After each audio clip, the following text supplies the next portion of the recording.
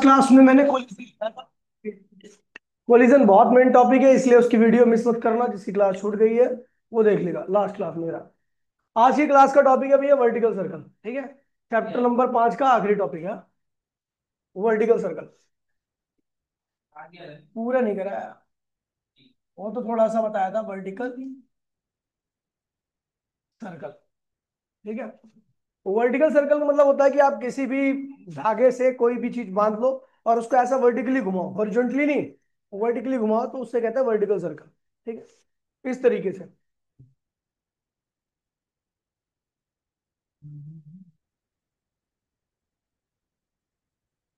इस तरीके से घुमाओ। ठीक है, ठीक है। इसकी रेडियस क्या है आपकी, आर है।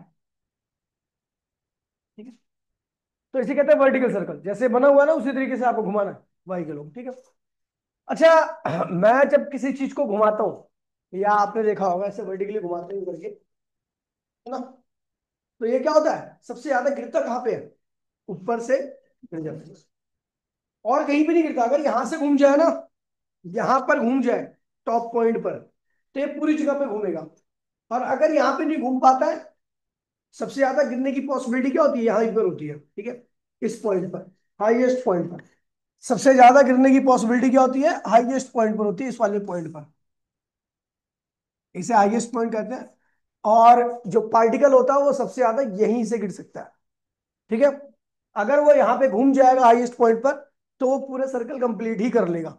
ठीक है, अच्छा आपने देखा होगा जब आप किसी चीज को तेज घुमाते हो, ऐसा करें खींच के, तो रस्सी पे खिंचाव क्या होता है, बढ़ जाता है। और जैसे जैसे खिंचाव को कम करोगे उसकी स्पीड धीरे धीरे क्या होती है, कम होने लगती है। और जब एकदम खिंचाव बिल्कुल ही कम हो जाता है, तो वो घूमना बंद हो जाता है और नीचे गिर जाता है। अब वो सर्कल कंप्लीट नहीं कर पाता। ठीक है, जब तक खिंचाव लगता रहेगा तब तक चीजें घूमती रहेंगी। जैसे खिंचाव लगना बंद हो गया या कम हो गया, कम हो गया तो धीमी हो जाएगी स्पीड, और बंद हो गया तो क्या होगा, घूमना बंद हो जाएगा। ठीक है, तो ऐसा कहां पे होता है कि भैया सबसे कम खिंचाव लगता है, तो सबसे कम, देखिए अगर कोई पार्टिकल घूम रहा है तो इन सारे पॉइंट में घूमते हुए सबसे कम खिंचाव क्या होगा, इसी पॉइंट पर होगा। रीजन बड़ा सिंपल सा है, क्योंकि आपको पता है भैया कि खिंचाव बाहर की तरफ लगता है रस्सी पे, और स्टॉप टॉप पॉइंट पर जो वेट है वो कहाँ लगेगा, नीचे की तरफ। तो खिंचाव बाहर लग रहा है, वेट नीचे लग रहा है, दोनों की डायरेक्शन क्या है, अपोजिट है। और जब दोनों की डायरेक्शन अपोजिट होगी तो यहाँ पर टोटल इफेक्टिव फोर्स क्या होगा, कम हो जाएगा। मान लीजिए खिंचाव की वजह से बाहर लग रहा है 10 न्यूटन फोर्स, और इस पार्टिकल का वेट क्या है, 5 न्यूटन, तो इसमें खिंचाव कितना हो गया। ठीक है, तो 5 न्यूटन का खिंचाव हुआ इस हाईएस्ट पॉइंट पर, बाकी और पॉइंट पर देखोगे तो वो 5 न्यूटन से क्या होगा, बढ़ाएगा। समझ गए। और सबसे ज्यादा खिंचाव कहां पे लगता है, जब ये बॉटम पे पहुंच जाता है, क्योंकि तब वेट भी नीचे लगता है और खिंचाव भी नीचे लगता है, दोनों की डायरेक्शन सेम होगी, तो क्या हो गया, 15 न्यूटन। क्या हो गया, तो वर्टिकल सर्कल में सबसे कम खिंचाव इस पॉइंट पर लगता है। अगर पार्टिकल इस पॉइंट पर घूम जाएगा तो वो पूरे सर्कल में घूमता रहेगा, और अगर इस पॉइंट पर नहीं घूम पाया तो वो कंप्लीट नहीं कर पाएगा सर्कल। ठीक है, तो जब भी हम सर्कुलर मोशन की बात करते हैं तो ये मान के चलता है कि भैया हाईएस्ट पॉइंट का खिंचाव क्या है, उसकी वैल्यू जीरो नहीं है। अगर हाईएस्ट पॉइंट पर के खिंचाव की वैल्यू जीरो नहीं है तो बाकी और पॉइंट की जीरो नहीं होगी। समझ गए, चलो। तो अब हम करते हैं एट पॉइंट एच के लिए, law of conservation of energy पे बेस्ड है। ठीक है, जो डेरिवेशन में कराऊंगा, बेस्ड ऑन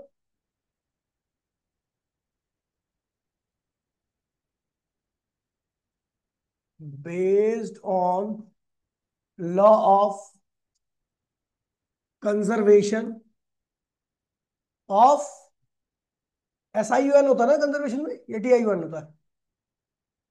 ठीक है, कंजर्वेशन ऑफ एनर्जी।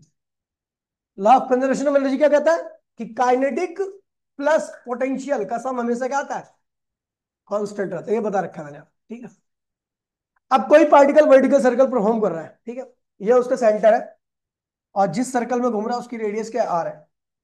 पहले वो यहां पे था,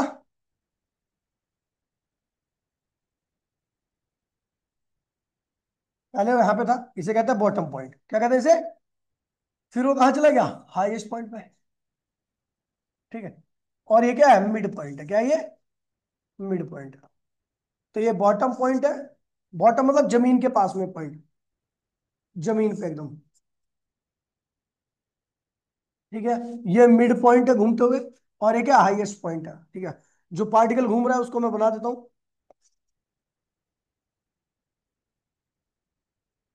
ये पार्टिकल है।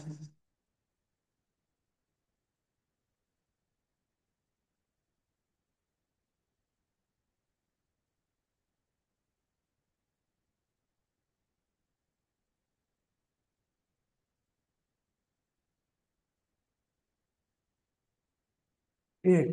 ऐसा घूमता हुआ तीन अलग अलग पॉइंट पर गया, पहले बॉटम पे था, घूमते हुए मिड पे गया, फिर कहाँ पहुंच गया, हाईएस्ट पे पहुंच गया। ठीक। मान लीजिए जब इसने घूमना स्टार्ट किया तो वो यहां पहुंचा था पार्टिकल, इधर। ठीक। पार्टिकल यहां पहुंच गया।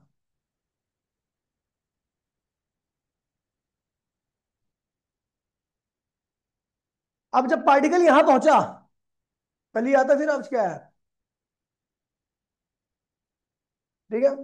जब पार्टिकल यहां पहुंचा तब की बात कर रहा हूं मैं। इस पार्टिकल का एम क्या, मास ऑफ पार्टिकल, एम क्या है, मास ऑफ पार्टिकल जो घूम रहा है। आर क्या है, radius of circular, radius of circular path, circular path जिस पाथ में घूम रहा है उसकी रेडियस क्या, आर है। अब एक चीज देखिए भैया, कि आपको पता है जब पार्टिकल यहां पे है, मास एम है, तो उसका वेट कहां लगेगा, नीचे हमेशा, एम जी। पक्की है बात। वेट हमेशा क्या लगता है, जमीन के परपेंडिकुलर लगता है। तो ये एम जी होगी। ठीक है। आपको पता है पार्टिकल घूमता है तो घूमने के लिए एक फोर्स चाहिए होता है, जिसे हम सेंट्रीपिटल फोर्स कहते हैं। और यहां पर एक फोर्स लग रहा है, अभी मैं ये नहीं बोलूंगा कि ये सेंट्रीपिटल फोर्स है, लेकिन इस फोर्स को मैंने बोला खिंचाव लगता है ना रस्सी पे, जितना बाहर लगता है उतना ही अंदर लगता है खिंचाव। ठीक है। उसे कहते हैं टेंशन फोर्स। क्या कहते हैं इसे, टी टेंशन है, टेंशन,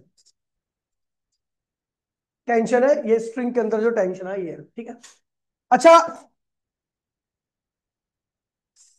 एक लाइन मैंने ऐसे खींच दी। ठीक है। तो अगर यहां पर थीटा एंगल बना है तो इधर कितना होना चाहिए, इधर थीटा होना चाहिए। ठीक है। अब इस mg को मैं रिजोल्व करूंगा तो इधर क्या आएगा, mg cos थीटा, और इधर क्या आएगा, mg sin थीटा। ठीक है।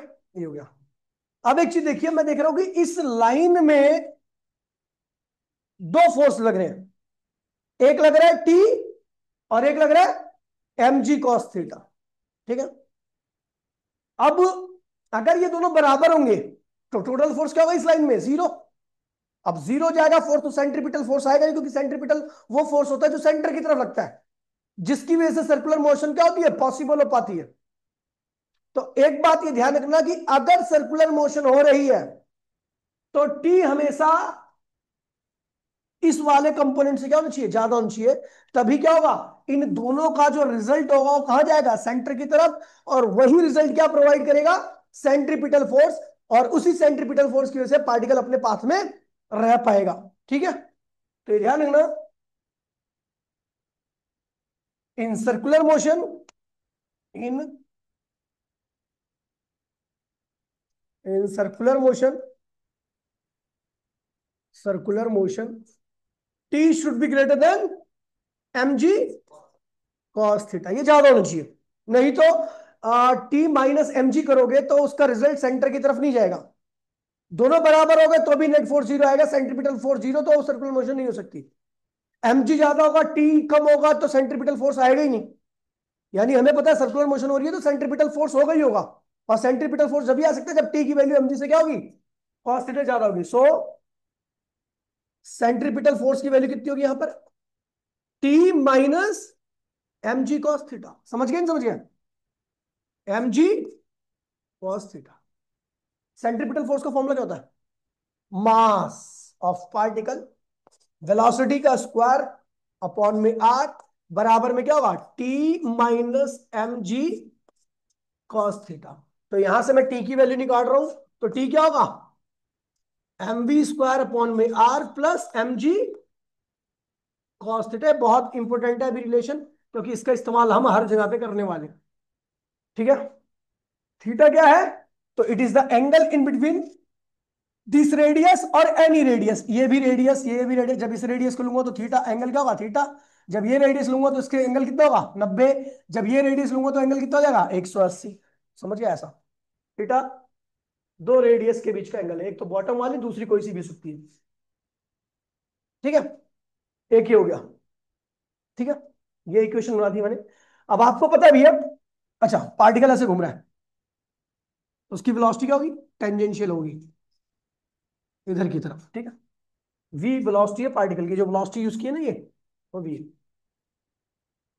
अच्छा, हम जानते हैं इफ अ पार्टिकल पार्टिकल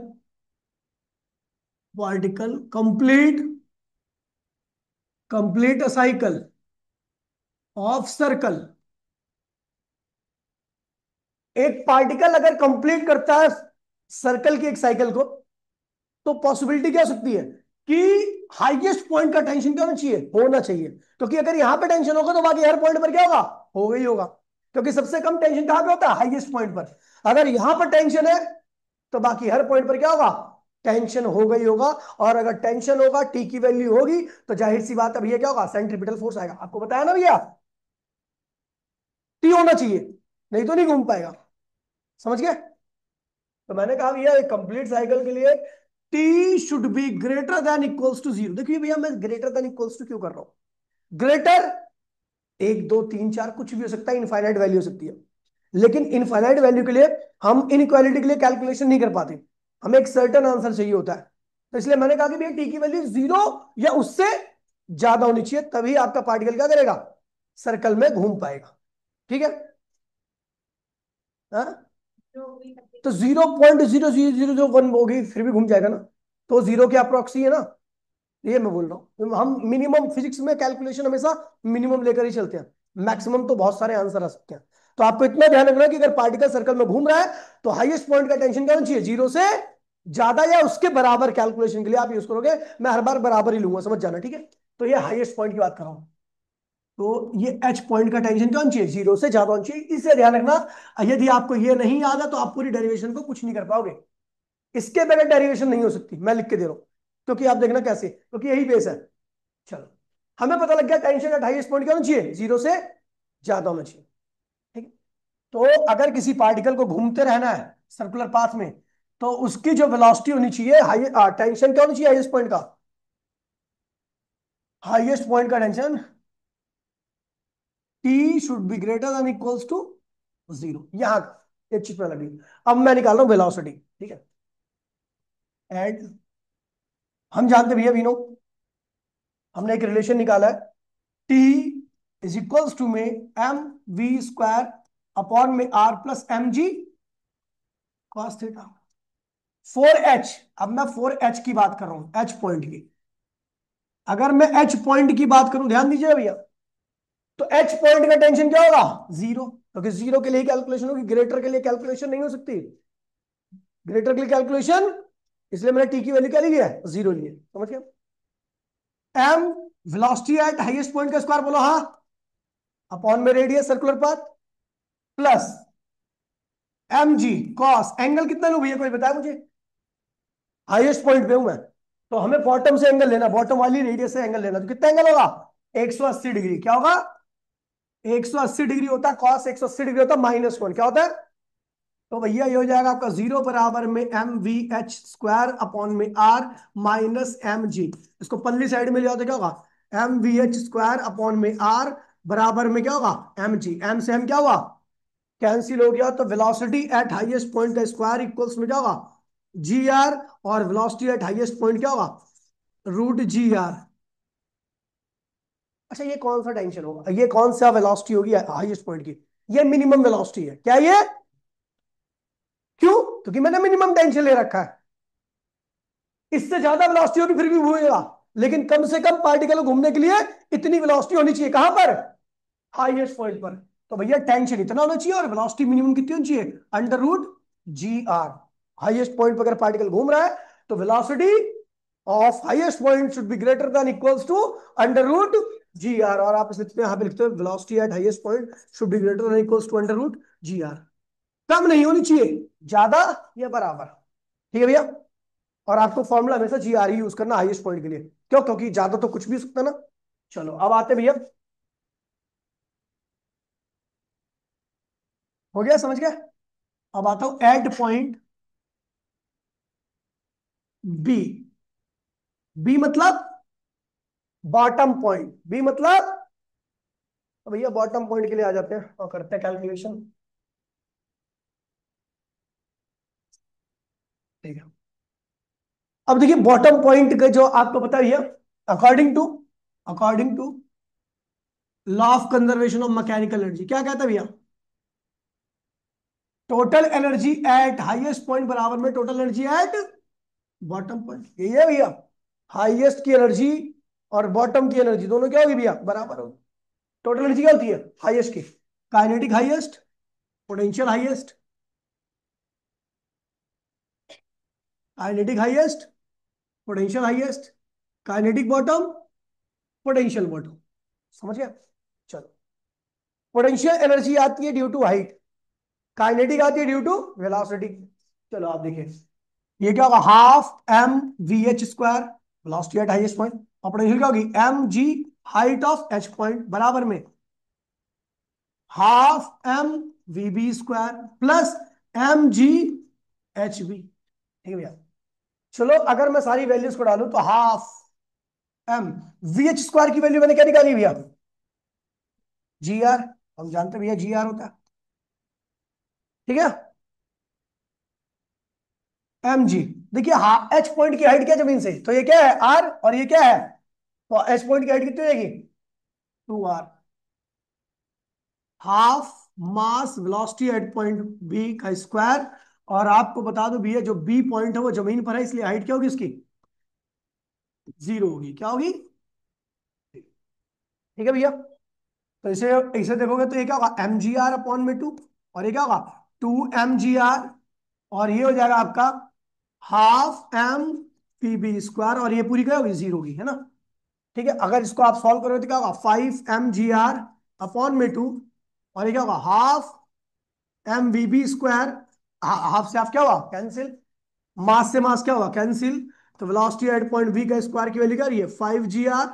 और वेलोसिटी एट पॉइंट बी कितना आ गया? Under root 5 g r। यानी बी पॉइंट की हमें वेलोसिटी पता लगी under root 5 g r minimum होनी चाहिए। बाकी इससे ज्यादा हो कोई दिक्कत नहीं चलेगा। और velocity at point B is greater than equals to under root 5 g r bottom की। ठीक है। अब निकाल रहे हैं हम tension and tension. Tension at high bottom point क्या होगा बताइए?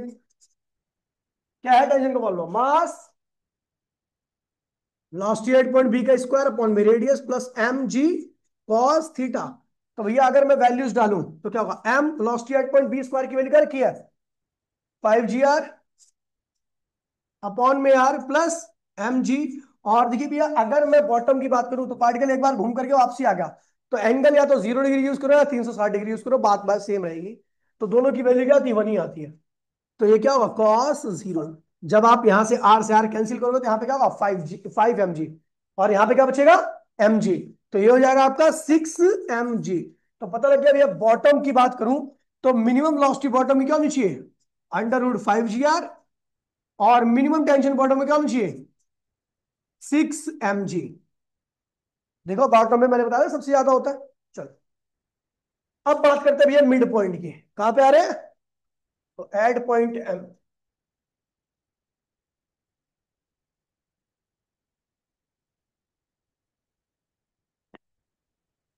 Add point M. अगर मैं एम पॉइंट की बात करूं, ठीक है, तो total energy according to law of conservation of mechanical energy क्या कहता है भैया? टोटल एनर्जी एट बॉटम बराबर में टोटल एनर्जी। अच्छा बॉटम के यहाँ पे आप हाईएस्ट भी ले सकते हो, कोई दिक्कत नहीं है, क्योंकि हर पॉइंट की एनर्जी तो सेम ही है। ठीक है। और ये क्या होगा? मिड। टोटल एनर्जी बॉटम क्या होगा? Half mass velocity at point bottom का स्क्वायर। ये क्या होगा? M G height at point bottom बराबर में half mass velocity at point mid का square plus M G height at point mid. कोई दिक्कत तो नहीं भैया? चलो half mass velocity at point mid कितना रखा है? अंडर रूट 5 g r, है ना। M G height at point भी क्या भैया, zero. Half mass velocity at point M अपने को निकालना है, और plus M G height at point M क्या है, एम की हाइट कितनी जमीन से, तो भैया देखिए यही तो हाइट है जमीन से, तो क्या होगा आर, क्या होगा। फिर अगर इसे सॉल्व करोगे तो क्या होगा, इसे सॉल्व करोगे तो ये स्क्वायर सेंटर रूट कैंसिल हो गया, क्या होगा 5 mg r अपॉन में 2, ये क्या हुआ जीरो, पल्ली साइड में क्या हुआ half M V M square, और इधर क्या हुआ एम जी आर, इसे उरली साइड में ले आओ, उधर ले आओ तो क्या होगा, ये आएगा 5 mg r अपॉन में 2 माइनस mg r बराबर में half M V M square. ठीक है भैया, ये सॉल्व करोगे तो 3 mg r अपॉन में क्या हो गया 2, और ये क्या half M V M square, M से एम क्या हुआ कैंसिल, 2 से 2 कैंसिल, तो वी एम स्क्वायर की वैल्यू क्या होगी √3 gr, मतलब हमें पता, सॉरी 3 gr, और इसको हम लिखेंगे वीएम की वैल्यू √3 gr। तो पता लग गया भैया मिड पॉइंट की वेलोसिटी मिनिमम इतनी होनी चाहिए, ज्यादा होगी तो कोई दिक्कत नहीं है। एंड टेंशन, अब क्या निकाल रहे हैं, tension at M, M point का टेंशन निकाले तो टेंशन का फॉर्मूला भी होता है, tension at point mid equals to में M velocity at point mid का स्क्वायर अपॉन में radius plus M G cos,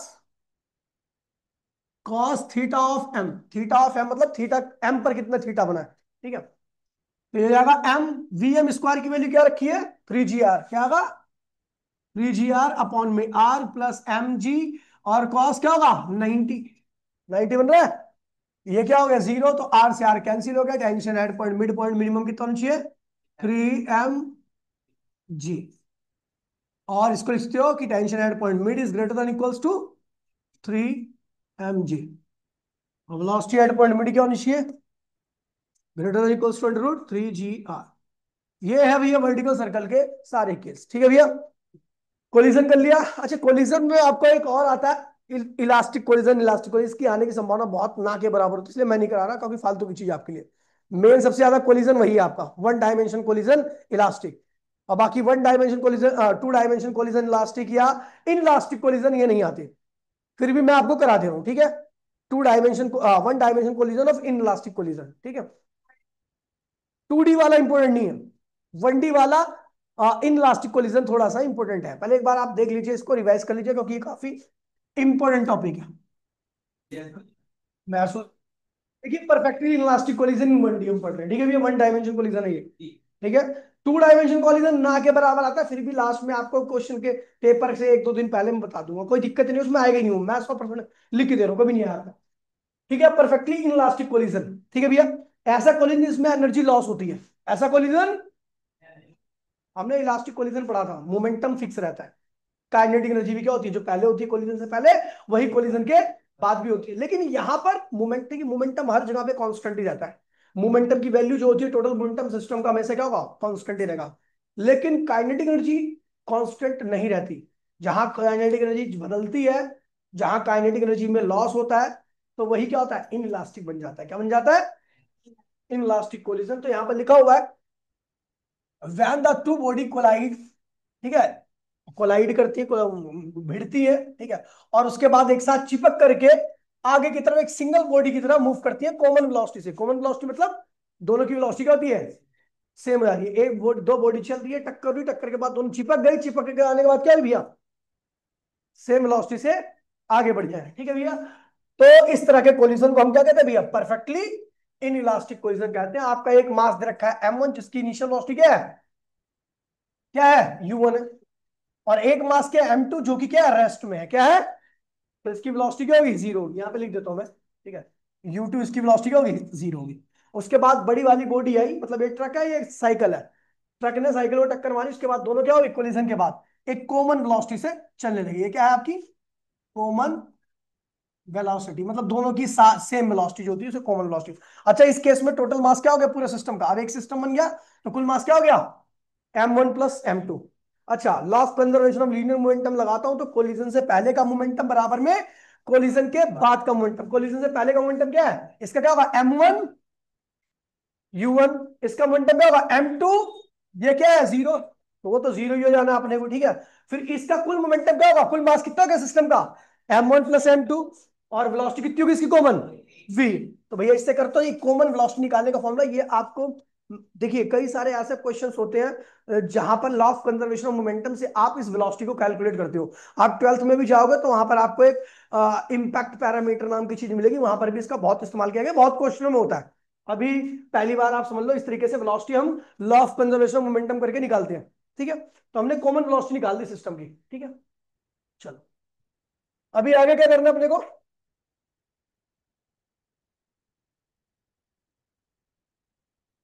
ऊपर हो जाओ।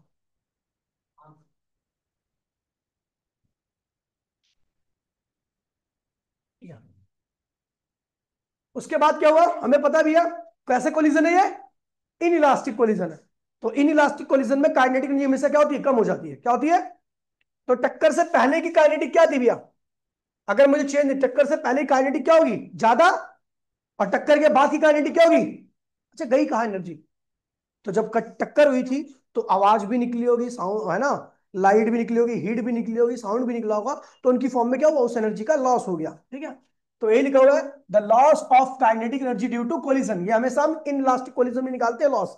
इलास्टिक कोलिजन में कभी लॉस, इन इलास्टिक में ही लॉस होगा, इसका मतलब फाइनल ज्यादा, इनिशियल ज्यादा थी और फाइनल क्या थी, तो इनिशियल क्या होगी, पहली बॉडी के पास होगी क्योंकि दूसरी बॉडी तो रेस्ट में थी। तो काइनेटिक किसके पास है केवल, पहली के पास, वो क्या होगी, ½ m1 u1 square, minus final kinetic क्या होगी, हाफ, दोनों एक सिस्टम बन चुके थे जिनका मास क्या था m1 प्लस, और उनकी कॉमन वेलोसिटी कितनी थी v² और v की वैल्यू हमने ऑलरेडी निकाल रखी है, ये निकाल रखी है। तो भैया हमने क्या किया, सारी वैल्यूज को यहाँ पे पुट किया, हम निकाल रहे हैं लॉस ऑफ एनर्जी। अगर ये डेल्टा के की वैल्यू पॉजिटिव आ रही है, इसका मतलब काइनेटिक इनिशियल ज्यादा थी और फाइनल क्या थी, कम थी। और अगर इसकी वैल्यू नेगेटिव आएगी तो इसका मतलब इनिशियल कम थी और फाइनल क्या थी, और फाइनल तो ज्यादा हो नहीं सकती, कमी होगी तो उसका रिजल्ट क्या आना है, पॉजिटिव आना है, क्या आना है, यानी इनिशियल ज्यादा होगी, ठीक है भैया। तो हमने क्या किया, इनिशियल और उसके बाद हाफ, पूरे सिस्टम का मास और पूरे सिस्टम की कॉमन वेलोसिटी जो मैंने पीछे निकाली law of conservation of momentum करके, ठीक है भैया। उसके बाद नॉर्मल आपकी कैलकुलेशन है, ये एज इट इज कॉपी कर दीजिए। उसके बाद आपको पता है भैया, जब मैं इसको लिखूंगा तो इसका स्क्वायर होगा, इसका स्क्वायर होगा, बोलो हाँ, नीचे वाले का भी स्क्वायर होगा, है ना, और इस स्क्वायर से ये वाली टर्म क्या हो जाएगी, कैंसिल हो जाएगी, ठीक है। तो आप देखोगे कि आपके पास ये बचने वाला है, ये तो एज इट इज कॉपी कर दो यहाँ पर, ये m1 स्क्वायर, बोलो हाँ, u1 स्क्वायर, और नीचे होल स्क्वायर हुआ था तो इससे कैंसिल हो गया, तो क्या बचेगा मैंने, और ये 2 ये लिख के मैंने, ठीक है भैया, कोई दिक्कत तो नहीं है। फिर अब क्या करना है, चलो, तो हम जा देख रहे हैं ½ m1 u1 स्क्वायर और ½ m1 square u1 square, common आएगा, कॉमन आएगा नहीं आएगा, तो ये पूरा कॉमन ले लिया, इधर क्या बचेगा 1, और इधर क्या बचेगा, केवल ऊपर स्क्वायर है ना, तो केवल m1 बचेगा, और नीचे क्या हुआ m1 प्लस। जब हमने इसको पूरा सॉल्व किया, ठीक है भैया, इसको पूरा सॉल्व किया तो आप देखोगे पूरी सिंपल सिंपलीफाई करने, कैलकुलेशन करने के बाद आपका डेल्टा के की वैल्यू ये आ रही है, यहां पर कोई भी नेगेटिव टर्म नहीं है, कैसे, m1 m2 ये दोनों मास है, मास पॉजिटिव होता है, दो मास का प्रोडक्ट भी क्या होगा, ये मास और ये मास, ये भी पॉजिटिव होंगे, इनका सम भी क्या होगा, वेलोसिटी नेगेटिव हो सकती है लेकिन इसका स्क्वायर हो गया तो ये भी क्या होगी, ये पूरी टर्म क्या होगी, पॉजिटिव होगी। तो पॉजिटिव साइन दिखा रहा है, this is a positive quantity, ये पूरी की पूरी क्या है, पॉजिटिव क्वांटिटी है। और इसका मतलब ये हुआ है कि भैया काइनेटिक एनर्जी में लॉस हुआ है, काइनेटिक एनर्जी में लॉस हुआ है, किसकी फॉर्म में, हीट की फॉर्म में, किसकी फॉर्म में, वैसे हो चुका है, खत्म हो चुका है, ठीक है, लेकिन थोड़ा सा और रह गया इसमें,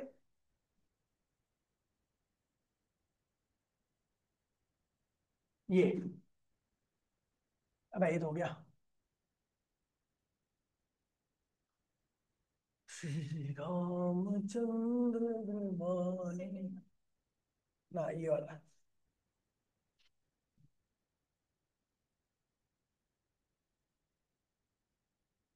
ठीक है। अब देखिए, तो हमने देखा भैया हमारी इनिशियल काइनेटिक क्या ही थी, सॉरी फाइनल काइनेटिक क्या ही थी, हाफ पूरे सिस्टम का मास पूरे सिस्टम की वेलोसिटी। इनिशियल काइनेटिक क्या ही थी, हाफ, पहले क्योंकि पहले दूसरा तो सिस्टम रेस्ट में था, हमने काटा पीटी की, ठीक है, यहां पे भी वही रिजल्ट आएगा आपका, ठीक है, हमने काटा पीटी की, तो हमारा क्या आएगा, देखो क्या क्या कटेगा, हाफ से हाफ कट गया, कट गया, ठीक है। अभी क्या हुआ, m1 + m2 as it is लिख दिया, m1 को ऐसे लिख दिया, v1² अपॉन में u1² ऐसे लिख दिया। कोई दिक्कत तो नहीं भैया? अब लिखने का मोटिव क्या था, ठीक है। अब एक चीज और ये देखिए, इसकी वैल्यू मैंने ऐसे लिख दी, ठीक है। और v1 जो v आया था, v की वैल्यू जो आई थी वहां से पीछे से, उसकी वैल्यू डालने के बाद सिंप्लीफाई करने के बाद ये आ रहा है। तो आप देख रहे हो कि भैया यहाँ पर भी क्या है, वो जो पीछे हमने v निकाला था ना, पीछे जो v निकाला है उसकी वैल्यू हमने यहाँ पे डाल रखी है। उसके बाद इसको सिंप्लीफाई कर रखा तो ये आया है, ठीक है। तो हम देखेंगे इसको पूरा, देखोगे तो ये क्या हुआ, सुन लीजिए भाई, प्लीज बोलिए मत कोई भी। ये पूरी टर्म कट रही है इससे, ये पूरी टर्म कट रही है, तो यहाँ पे क्या हुआ, ये भी क्या है, m1 + m2 क्या है, मास है। नीचे वाला भी मास है तो पॉजिटिव टर्म होगी। अच्छा लेकिन एक बात और ध्यान रखना, क्या, कि ये मास कम है और ये क्या है, ज्यादा है। तो जब आप डिवाइड करोगे तो ये रिजल्ट आएगा <1, क्या आएगा। तो यहां से अगर आप क्रॉस मल्टीप्लीकेशन करते हो तो के फाइनल इज <, के इनिशियल, ये पीछे भी प्रूफ हो गया था कि इनिशियल काइनेटिक फाइनल से क्या है, ज्यादा है। इनिशियल काइनेटिक फाइनल से क्या है, ज्यादा है, ठीक है। यहाँ पे लिखा which is <1, this again show that the, हमने ये दोबारा से यही शो कर रहा है कि जो टकराने के बाद की एनर्जी है वो टकराने से पहले वाली एनर्जी से क्या है भैया, कम है, ठीक है भैया। अब सुन लीजिए, अब एक केस बता रखा है, ठीक है। अब एक केस सुनिए, कह रहा है कि अगर मान लीजिए, भाई प्लीज ध्यान दीजिए, अगर मान लीजिए टकराने वाली बॉडी बहुत बड़ी है, जो चल रही है स्टार्टिंग में बॉडी बहुत बड़ी है, और जिससे टकराई है वो बहुत बॉडी बहुत छोटी है, तो क्या होगा। कह रहा है कि ये जो बॉडी है जो पीछे से चल के आई थी और दूसरी बॉडी टकराई थी वो बहुत छोटी है जिससे टकराई है, और जो टकरा रही है वो बहुत बड़ी है। तो आप देखिएगा, देखिएगा कि m1 तो बहुत छोटा है, लेकिन जिससे टकराई है वो क्या है, बहुत बड़ी है। ओ सॉरी, उल्टा बना दिया मैं यार, मतलब जो चल के आ रही है ना वो बहुत छोटी है, और जो रुकी हुई है वो क्या है, बहुत बड़ी है। अब क्या हुआ, ये दोनों अब रुक जाएंगे फाइनली। एक साइकिल की टक्कर अगर ट्रक में मारोगे तो क्या उस टक्कर के प्रभाव से साइकिल की टक्कर के प्रभाव से रुका हुआ ट्रक चल जाएगा, दोनों एक जगह पर रुक जाएंगे। वही तो हुआ है। कह रहा भैया जब ऐसा होगा, जब ऐसा होगा तो ये देखोगे आप कि m1 क्या है भैया, छोटी वाली बॉडी का मास है, क्या है, और m2 नहीं सही यार, m1 क्या है, जो चल रही है बॉडी, जो चल के आई है बॉडी उसका मास है, जो चल के आई है बॉडी वो उसका मास है। और m2 क्या है, रुकी हुई बॉडी का मास है। तो ऊपर वाला मास बहुत कम है और नीचे वाला मास क्या है, बहुत बहुत छोटी टर्म डिवाइड बाय बहुत बड़ी टर्म, क्या होता है, रिजल्ट बहुत छोटा हो जाता है। क्या होता है, अब मैं 1 डिवाइड बाय 1 करोड़ कर दूं, रिजल्ट क्या आएगा, बहुत इंफिनिटी थोड़ी ना आएगा, बहुत छोटा आएगा, बहुत ना के बराबर आएगा, जीरो को अप्रोच करेगा। इसलिए वही कह रहा है कि ये जो रेशियो आपने देखा नहीं वाला, के फाइनल अपॉन में के इनिशियल का रेशियो ये आ रहा है। अगर ये वाली टर्म जो रुकी हुई बॉडी है और जो चल रही बॉडी, रुकी हुई वाली बॉडी अगर बहुत बहुत क्या है भैया, बहुत बड़ी है, और चलने वाली बॉडी बहुत छोटी है, तो उस केस में ये रेशियो क्या आएगा, जीरो के बराबर आएगा। और जब जीरो के बराबर आएगा तो फाइनल काइनेटिक क्या होगी, दोनों रुक ही जाएंगे भैया। साइकिल आई, ट्रक को टक्कर मारी, दोनों क्या हो गया, रुक गए। समझ गया, यहाँ पे लिखा हुआ है hence when a light moving body collide against the massive body, पूरा सिस्टम क्या होगा, चिपक जाएगा और रेस्ट में आ जाएगा, और पूरी एनर्जी क्या होगी, खत्म, खल्लास। ठीक है भैया, तो ये पूरा का पूरा चैप्टर नंबर था, ठीक है। कल की क्लास से, सुन लीजिए भैया, कल की क्लास से इस वाले बैच में चैप्टर नंबर 6 स्टार्ट करूंगा, ठीक है। चौथा फोर्थ करा दूंगा मैं अगले वाले बैच में, दोबारा से करा दूंगा, इनका रिवीजन होगा आपका, क्योंकि वो हार्ड चैप्टर है और सबसे ज्यादा मार्क्स वाला है, ठीक है। ठीक है भैया, तो मिलते हैं अगली क्लास में, टाटा बाय बाय, जय हिंद, जय भारत।